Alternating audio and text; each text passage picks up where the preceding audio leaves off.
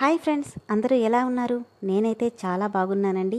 ఈ మధ్య వీడియోస్కి కొంచెం గ్యాప్ వచ్చింది కదా, కొన్ని రీజన్స్ వల్ల వీడియోస్ చేయడం కుదరలేదు. ఈరోజు వీడియోలో ఎస్ఎన్ఎంఆర్ శ్రీధర్ గారు రాసినటువంటి మరో అందమైన కథ అరవింద నేత్రని చదివి వినిపించబోతున్నాను. మరి ఎక్కువ లేట్ చేయకుండా వీడియోలోకి వెళ్ళిపోదాం. అరవింద నేత్ర మొదటి భాగం. ముందుగా డిస్క్లైమర్ అండి, ఈ స్టోరీకి కాపీరైట్స్ వర్తిస్తాయి. ఇది కేవలం చదవడానికి మాత్రమే, అంతేకాని నా అనుమతి లేకుండా కథనే కాదు, కథలోని పాత్రల్ని కూడా యూట్యూబ్లో కానీ ఇంకే ఇతర సోషల్ మీడియాలో కానీ వెబ్ సిరీస్లుగా కానీ మరే విధంగానైనా పోస్ట్ చేయడానికో ఇంకే విధంగానైనా ఉపయోగించుకోవడానికో వీల్లేదు. తెలిసి చేసినా తెలియక చేసినా అది చట్టరీత్యా నేరం. నా పర్మిషన్ తీసుకోకుండా అలా చేసిన వాళ్ళ మీద రిపోర్ట్ చేయడమే కాక లీగల్గా కూడా ప్రొసీడ్ అవుతాను. అంటే డైరెక్ట్గా లీగల్ నోటీస్ పంపబడుతుంది. దానివల్ల భారీ మొత్తంలో పెనాల్టీ వసూలు చేయడం జరుగుతుంది. కనుక దయచేసి అలాంటి పనులు చేయవద్దని మనవి. ఇది రైటర్ గారు ఇచ్చిన డిస్క్లైమర్ అండి. సో ఆయన స్టోరీస్ని మన ఛానల్లో మాత్రమే పర్మిషన్ ఇచ్చారు. సో ఇంకేదైనా ఛానల్లో మీరు విన్నట్లయితే కామెంట్ సెక్షన్లో మెన్షన్ చేయండి దయచేసి. ఇక కథలోకి వెళ్ళిపోదాం. Bengaluru, Jayanagar. 90% high class people మాత్రమే ఉండే ఆ ఏరియాలో దాదాపు 2000 మందికి పైగా పట్టే ఒక పెద్ద ఫంక్షన్ హాల్లో పెళ్లి జరుగుతుంది. ఆ ఫంక్షన్ హాల్కి దాదాపు కిలోమీటర్ ముందు కార్లని చూస్తే ఆ పెళ్లి జరుగుతుంది మామూలు మనుషులది కాదని తెలిసినా ఎవరికైనా అర్థమైపోతుంది. అంగరంగ వైభవంగా రూపుదిద్దుకున్న ఆ ఫంక్షన్ హాల్ లోపలికి వెళ్తే ఆల్రెడీ రిజర్వ్ చేయబడిన సీట్లలో ఆసీనులై ఉండగా మైక్లో నుండి వినసొంపుగా మంత్రాలు వినిపిస్తున్నాయి. వస్తున్న అందరినీ ఒక్కొక్కరిగా ఎదురెళ్ళి రిసీవ్ చేసుకుని మర్యాదలు చేస్తున్నాడు పెళ్లి కుమార్తె తండ్రి ప్రభాకర్. ఇంతలో ఏమండి అంటూ కంగారుగా వచ్చింది శైలజ. ఏంటి శైలు, అంత కంగారు పడుతున్నావేంటి? ముహూర్తానికి టైం అవుతుంది, కానీ ఇంతవరకు అబ్బాయి రానేలేదు. నువ్వేం కంగారు పడకు, అబ్బాయి పెళ్లి టైంకి వస్తానన్నాడులే. అది కాదండి, అబ్బాయితో మనం ఇంతవరకు సరిగ్గా మాట్లాడింది కూడా లేదు అంటుండగానే ఏమంటమ్మా, ఏమైంది అంటూ అక్కడికి వచ్చాడు అబ్బాయి తండ్రి మోహన్ రావు. అది అన్నయ్య. చెప్పమ్మా, నా దగ్గర మొహమాటమేంటి? ఏం లేదురా మోహన్, ముహూర్తానికి టైం అవుతుంది, కానీ అబ్బాయి ఏమో. ఆ విషయంలో మీరు కంగారు పడాల్సిన అవసరం లేదు. వాడి టైం అంటే టైమే, సరిగ్గా ముహూర్తం టైంకి వచ్చేస్తాడు అంటుండగానే black colour Audi car hall ముందు ఆగింది. అందులో నుండి పులి పంజాలా ఉన్న తెల్లటి పొడవైన పాదాలు కిందకు పెట్టి దిగాడు పెళ్ళికొడుకు. దాదాపు 6.2 హైట్తో పాలుగారే తెల్లటి తెలుపు, చిన్నగా ఉన్న కళ్ళు, సింహం లాంటి పదునైన చూపు, పొడవుగా ఉన్న ముక్కు, ఎర్రటి పెదాలను దాస్తున్న పదునైన మీసాలు, అతని మగసిరిని గుర్తు చేసే విశాలమైన వక్షస్థలం. మెరూన్ కుర్తా, క్రీమ్ కలర్ పైజామాలో దిగాడు పెళ్ళికొడుకు, ఈ కథకి కథానాయకుడు అయిన అరవింద్. అతను ఒక top model come fashion designer. అతని కోసం పెద్ద పెద్ద స్టార్ హీరోలు సైతం క్యూ కడతారు. అతను డిజైన్ చేసే బట్టలకి అంత క్రేజ్ అంటే పెద్ద పెద్ద బడాబాబులు వాటిని వేలంలో కొనుక్కునేంత. తండ్రి స్థాపించిన యాడ్ ఏజెన్సీని తన పట్టుదల, పని పట్ల తనకున్న నిబద్ధతతో దాన్ని డిజైనింగ్ కంపెనీగా మార్చి చిన్న వయసులో అంత పెద్ద పొజిషన్కి రావడానికి కేవలం అతని పట్టుదలే కారణం. ఏంట్రా ఇంత లేటు, ముహూర్తానికి టైం అవుతుంది. ఇంకా టైం అవ్వలేదు కదా డాడీ. అరవింద్ని చూడగానే ఊపిరి పీల్చుకున్న ప్రభాకర్, బాబు టైం అవుతుంది, తొందరగా పదండి అనడంతో వాళ్ళతో ముందుకు నడిచాడు. అబ్బా, అరవింద్ ఎంత బాగున్నాడు. పేపర్స్లోనూ టీవీల్లోనూ అతన్ని చూడడమే తప్ప డైరెక్ట్గా చూడటం ఇదే ఫస్ట్ టైం. బయట ఇంకా అందంగా హ్యాండ్సమ్గా ఉన్నాడు అనుకుంటుంటే వాళ్ళందరి మాటలు అంత శబ్దంలోనూ తన చెవిన వినపడుతుంటే అందరి వైపు రెక్లెస్గా ఓ చూపు విసిరి నవ్వుతూ లోపలికి వెళ్ళిపోతున్న అరవింద్ని చూసి, హే, అరవింద్ మనల్ని చూసి నవ్వాడు అంటూ ఆనందంతో అరిచారు ఆడపిల్లలంతా. అప్పటికే ముహూర్తం టైం అవ్వడంతో పెళ్లి కూతుర్ని పీటల మీద కూర్చోబెట్టగానే ఇద్దరి మధ్య అడ్డుతెర అడ్డంగా నిలబడింది. పరదా నుండి అస్పష్టంగా కనిపిస్తున్న ఆమెని కళ్ళు పైకెత్తి ఒకసారి చూసి ఆమె రూపాన్ని ఊహించి నవ్వుకున్నాడు తప్ప తనని చూడాలన్న కుతూహలం గాని, అందరబ్బాయిల్లా భార్యని దొంగచాటుగా చూడాలన్న ఆశ గాని అతని ముఖంలో మచ్చుకైనా లేవు.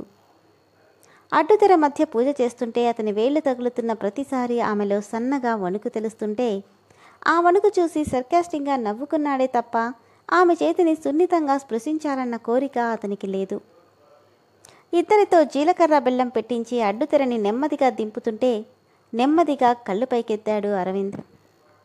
నెలవంక లాంటి కళ్ళ మధ్య తీర్చిదిద్దిన కళ్యాణ తిలకం, నుదిరిన సన్నటి బాసికం, పాపిట్లో అందంగా అమర్చి చెవుల వరకు ఎగబాకిన పాపటబొట్టు, ఇంకొంచెం చేతులు కిందకి దింపగానే విచ్చిన కలువల్లా ఉండి కాటుక దిద్దిన పెద్ద కళ్ళు, ఇంకాస్త తెర దింపగానే సంపంగి పువ్వుని సైతం తలదన్నే సన్నటి ముక్కు, ఆ ముక్కుకి దిష్టి తగలకుండా ఉండేలా మువ్వుల ముక్కు పడక, ముద్దుగారే చెక్కిళ్ల మధ్య నల్లటి దిష్టి చుక్క, ఇంకాస్త తెర దింపగానే తన నవ్వుకి పువ్వులు వికసిస్తాయా అన్నట్టుగా ఉన్న ఎర్రటి పెదవులు, తను నవ్వుతుంటే కింది పెదవి మీద పడుతున్న పలువరుస గమ్మత్తుగా అనిపిస్తూ ఆ అందానికి ఇంకా అందాన్ని చేకూర్చుతుంటే, తను నవ్వుతుంటే పెదవులే కాక తన కళ్ళు కూడా నవ్వుతున్నాయేమో అనిపించేట్టుగా అనిపిస్తుంది పెళ్లి కూతురు, ఈ కథకి కథానాయిక అయిన నేత్ర. సిగ్గు తొంతరల మధ్య అతన్ని చూడబోతే అతను మాత్రం తననొకసారి రెక్లెస్గా చూసి తల తిప్పుకున్నాడు. అది చూసిన ఆమెలో అసహనం. ఏంటిది, ఈ కాలం అబ్బాయిలు పెళ్లి కుదిరింది మొదలు చిన్ని చిన్ని హగ్గులు, ముద్దులు, ముచ్చట్లతో స్వీట్ మెమొరీస్ని పంచుకుంటే ఇతను మాత్రం ఇంతవరకు తనతో మాట్లాడింది కూడా లేదు. చుట్టూ అందరున్నా అతన్ని చూడాలని తను ఆరాటపడుతుంది, కానీ అతనిలో ఏమాత్రం అది కనిపించట్లేదు. తను ఈ పెళ్లి చేసుకుని తప్పు చేస్తుందా అనుకుంటుండగానే అతని పక్కన చేరడం, అగ్నిసాక్షిగా వేదమంత్రాల నడుమ పవిత్రమైన మాంగళ్యం తంతునానేనా మమ జీవన హేతునా అనే పవిత్ర మంచోతరణ నడుమ ఆమె మెళ్ళో 3 ముళ్ళు వేసి భర్త స్థానంలో ఆమె పక్కన కూర్చున్నాడతను. మెళ్ళో పడిన సూత్రాలను చూసి అతన్ని చూస్తున్న ఆమెలో తెలియని కలవరం. నానా, వదిన చాలా అందంగా ఉంది కదా అంటూ నవ్వుతున్న చెల్లెల్ని చూసి అరవింద్ కళ్ళెర్ర చేయగానే భయంతో తండ్రి వెనక్కి దాక్కుంది అరవింద్ చెల్లెలు అన్విత.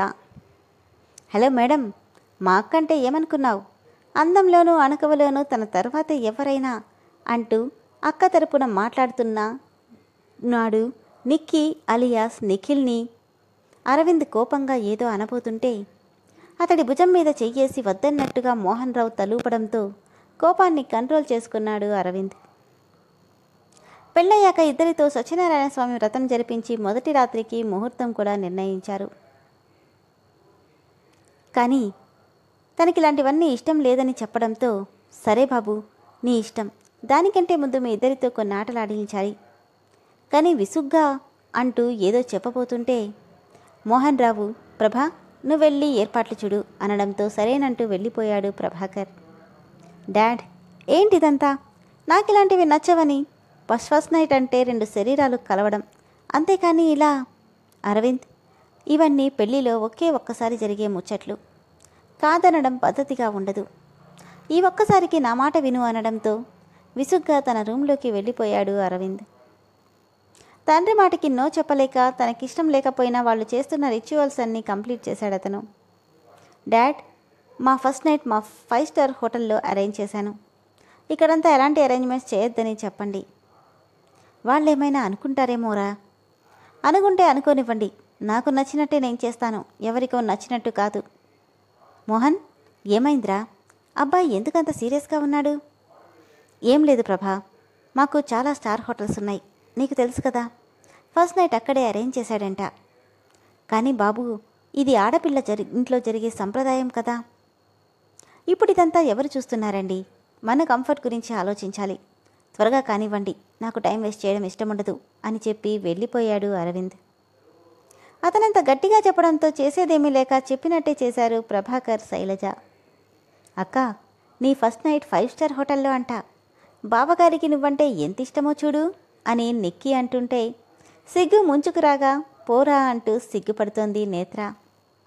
అబ్బో, మా అక్క కూడా సిగ్గుపడుతుందా అంటుండగానే, రేయ్ నువ్వటెళ్ళు అంటూ నిక్కీని పంపించేసి నేత్ర అంటూ కన్నీళ్లతో కూతుర్ని దగ్గరికి తీసుకుంది శైలజ. అమ్మా, నాకెందుకో భయంగా ఉంది. మొదటి రాత్రి అంటే ఏ ఆడపిల్లకైనా ఇలానే ఉంటుంది. అబ్బాయిని అర్థం చేసుకోవడానికి ప్రయత్నించు, అంతేకాని దూరం పెట్టకు, సరేనా? సరేనంటూ తలూపుగానే పద వెళ్దామంటూ ఆమెను తీసుకెళ్లారు. అరవింద్, నేత్ర ఒక కారులో వెళ్ళగా మరో కారులో బయలుదేరారు మోహన్ రావు, ప్రభాకర్, శైలజలు.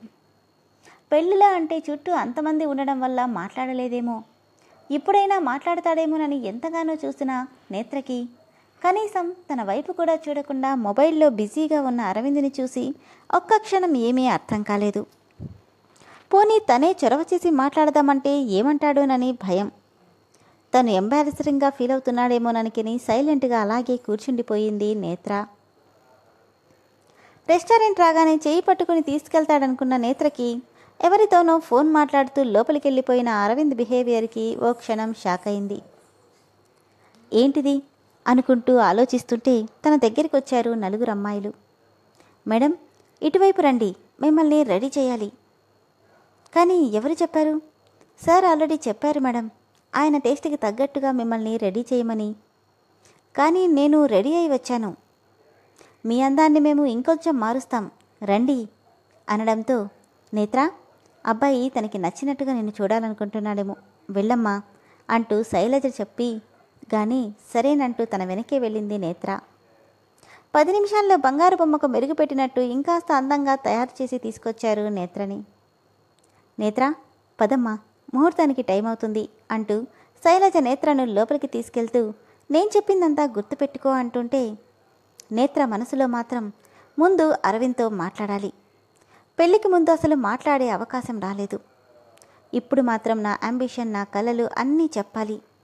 అంతవరకు ఎలాంటి స్టెప్ తీసుకునే అవకాశం ఇవ్వకూడదు. వాళ్ళకి కావాల్సింది వాళ్ళకి దక్కితే ఇక మాట అస్సలు వినరు అని నవ్వుకుంటూ తను మాట్లాడాక జరగబోయేదాని గురించి సిగ్గుపడుతూ పాల గ్లాస్తో లోపలికి అడుగుపెట్టిన నేత్ర తలెత్తి చూసేలోపే ఆ రూమ్ అంతా చీకటిగా మారిపోవడం, ఎవరో తనని ఒక్కసారిగా బెడ్ మీదకి చేర్చడం జరిగిపోతే గట్టిగా కేక వేయకముందే అతని పెదవులు ఆమె పెదవులని గట్టిగా అదిమి పట్టేశాయి. ఎంత గింజుకుంటున్నా కనీసం కదలడానికి కూడా లేకుండా ఆమె శరీరాన్ని బలంగా అంటుకుపోయిన అతని శరీరం పైశాచికంగా మారడంతో ఆమె అణువణువు అతని గోటి గిచ్చిళ్ళకి పంటిగాట్లకి కమిలిపోతుంది. భయంతో ఒక్కసారిగా అతన్ని తోసేసి ఏడుస్తూ కిందకి దిగబోతుంటే అతను ఆమె చీర చెంగు పట్టుకుని లాగడంతో మళ్ళీ అతడి ఒళ్ళోనే పడిపోయింది. ఒళ్ళంతా జలధరిస్తుంటే గట్టిగా అరుస్తున్న ఆమె కేకలకు ఫ్రస్ట్రేట్ అవుతూ కోపంగా డోంట్ షౌట్ అంటూనే తన చేతిలో ఉన్న చీరని పక్కకి విసిరేసి తన కౌగిట్లో ఆమెను బంధీని చేసి అణువణువున అధరముద్రలు వేస్తూ ఆమెతో ఎటువంటి సంబంధం లేకుండా తన పని తను చేసుకుపోతున్నాడతను. ఎంత గింజుకుంటున్నా వదిలే ఉద్దేశమే లేదన్నట్టు ఆమెని తనలో కలుపుకుంటుంటే అమ్మా అంటూ నొప్పికి తాళలేని ఆమె శరీరం పెట్టిన కేకకి క్షణం పాటు అతనిలో స్తబ్దత చోటు చేసుకున్నా వెంటనే మళ్ళీ మామూలుగా మారిపోయి పూర్తిగా ఆమెను ఆక్రమించుకున్నాడు. దాదాపు అరగంట పాటు పెనుగులాడిన ఆమె శరీరం అలసటగా వడలిపోయి పూర్తిగా చలనరహితంగా మారిపోతే దాదాపు గంటసేపు కోరిక తీరే వరకు బొమ్మను చేసి ఆడుకున్నాడతను. అతనిలోని వేడి చల్లారాక నవ్వుతూ అతను పక్కకి జరగగానే లేవడానికి శక్తి లేకపోయినా కష్టంగా పక్కన పడిన చీరని ఒంటికి చుట్టుకొని వచ్చిందెవరో తెలియక తను ఎవరికి సొంతమైందో అర్థం కాక భయంతో ఒక మూలకి నేత్ర వెళ్ళిపోతే ఒక్కసారిగా ఆ రూమ్ మొత్తం వెలుగుపరుచుకోగా ఏడుస్తూ అతడి వైపు చూసిన ఆమెకి బెడ్ మీద పడుకుని నవ్వుతూ కనిపించిన అరవింద్ని చూడగానే అయోమయంగా అరవింద్ అని అస్పష్టంగా పలికింది. నవ్వుతూ ఏంటి బేబీ అంతలా బెదిరిపోయావు? నీ మెళ్ళలో తాళి కట్టిన వాణ్ణి నేను కాక నిన్నెవరు టచ్ చేస్తారు అంటుంటే కన్నీళ్లతో చూస్తుందామే. తన దగ్గరికొచ్చి ఏంటలా భయపడుతున్నావని చెయ్యి వేయబోతే ఏడుస్తూ భయంగా వెనక్కి జరిగింది. ఓకే ఓకే కూల్, నువ్వు చాలా డేరింగ్ అని మీ నాన్న చెప్పాడు, నువ్వేంటిలా ఉన్నావు అని వెటకారంగా నవ్వి బాగా టెన్స్ అయినట్టున్నావు, రెస్ట్ తీసుకో అని చెప్పి బెడ్ కింద నుండి ఆమె తెల్లటి చీర వరకు అంటుకున్న ఎర్రటి మరకల్ని చూసి నవ్వుకుని గుడ్, నువ్వు వర్జిన్వేనా అనగానే ఆ మాట ఆమె గుండెల్లో గుణపంలా గుచ్చుకుంది. అయితే నా సెలెక్షన్ పర్ఫెక్ట్ అన్నమాట అంటూనే బెడ్ మీద పడుకుని చూడు, త్వరగా నిద్రపో, ఎర్లీ మార్నింగ్ మనం వెళ్ళిపోవాలి అండ్ నన్ను టచ్ చేయకుండా నాకు దూరంగా నిద్రపో. నిద్రపోయేటప్పుడు నన్ను ఎవరైనా టచ్ చేస్తే నాకు నచ్చదు.